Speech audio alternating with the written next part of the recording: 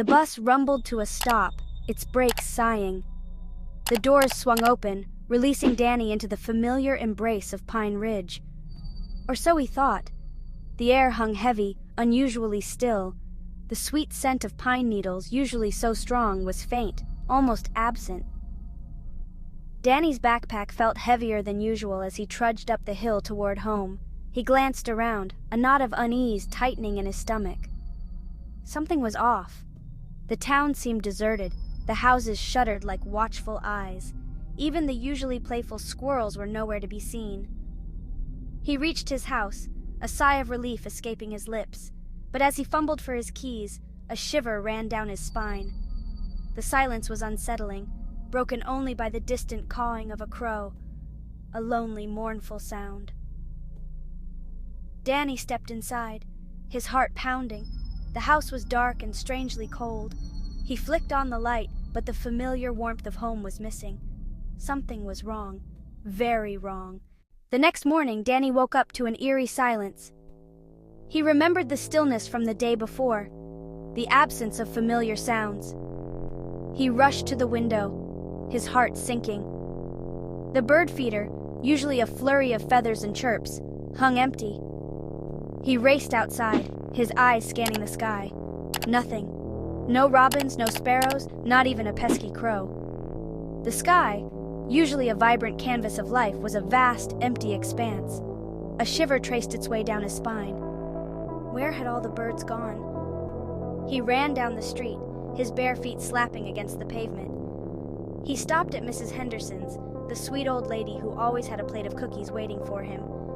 She was usually surrounded by a flock of pigeons, their cooing a constant melody. But today, her porch was deserted. Panic welled up inside him. He knocked on her door, his knuckles rapping against the wood. No answer. He tried again, louder this time. Still nothing. Where was everyone? Days turned into a blur of unanswered questions and growing fear. Danny saw a few townspeople, their faces drawn and pale. They moved like shadows, their voices hushed whispers, their eyes darting around. He tried talking to them, but they only mumbled evasive answers. Town sheriff. Just a bit of bad luck, they'd say, their eyes flitting away. One afternoon, he found Old Man Hemlock chopping firewood. He was a solitary figure, known for his strange pronouncements. He approached the old man cautiously, his heart pounding. The old man stopped chopping wood, his cloudy eyes fixing on Danny, sending chills down his spine. He paused, his words hanging heavy in the air. S5. The birds, boy? They know things. They see things we don't. Narrator. Old man. Hemlock's eyes seemed to look right through Danny. He remained silent for a moment, the only sound the crackle of the kindling beneath his axe. Then he spoke, his voice a low growl that seemed to echo Danny's unease. They've flown to where it's safe. What's happened to Pine Ridge? Narrator. Danny's mind raced. Safe from what? What had the birds seen? He wanted to ask, but the look in the old man's eyes silenced him. It was a look that spoke of fear, of secrets better left buried. Danny whispered, his voice trembling. The old man shook his head slowly, his gaze fixed on the horizon. It's not just Pine Ridge, boy. It's everywhere. Days later, Danny saw her. Mrs. Henderson. He was walking back from the grocery store, his hands laden with bags, when he spotted her familiar figure shuffling down a side street. He called out, relief flooding him. He rushed toward her, eager to see a familiar face, to hear a friendly voice. But as he got closer, he noticed she seemed different. Her usually bright eyes were clouded with fear, her steps hesitant and unsure.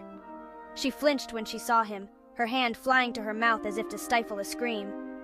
S1. Mrs. Henderson! Danny, she whispered, her voice trembling. You shouldn't be here. It's not safe. What do you mean?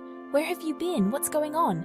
But Mrs. Henderson just shook her head, her eyes filled with a strange mix of fear and sadness. Go home, Danny, she whispered, her voice urgent. And don't trust anyone. She stopped abruptly, her eyes widening as if she'd said too much. Then she turned and hurried away. Danny stood there, his mind reeling. Don't trust anyone? What did she mean? He felt a cold dread creep up his spine. A single feather of vibrant blue lay on his doorstep. He picked it up, his fingers trembling. A bluebird, could it be?